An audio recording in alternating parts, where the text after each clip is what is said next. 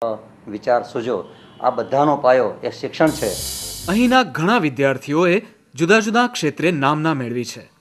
તેમાંના ઘણા લોકોએ અહીં હાજર રહીને પોતાના છાત્રાલય કાળના સંસ્મરણોને વાગોળ્યા હતા અને છાત્રાલય પ્રત્યેનું ઋણ અદા કરવાનો સંકલ્પ લીધો હતો।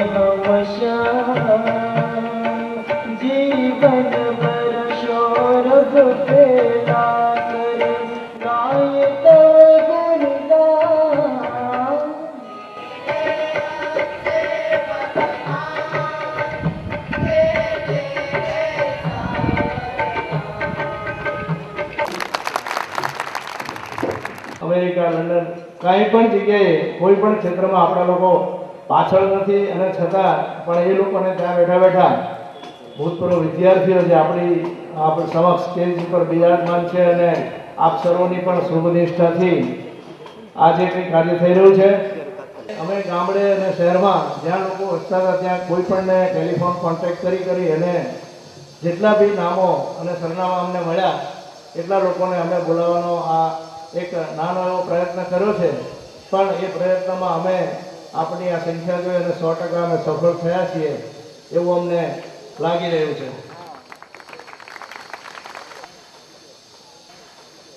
અત્યારનું શિક્ષણ ખૂબ જ મોંઘું થઈ ગયું છે।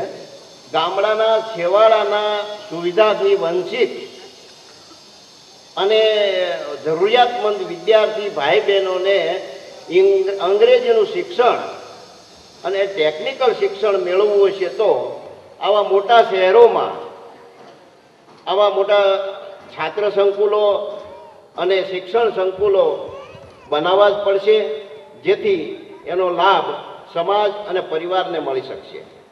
આપણા વિદ્યાર્થી જે અત્યારે અભ્યાસ કરી રહ્યા છે એને એ સૂચન કરું છું, ઊંચી નોકરીની લાલચમાં ફસાયા વગર ધંધા અને વેપારમાં જોડાશો તો તમે સમાજ અને પરિવારને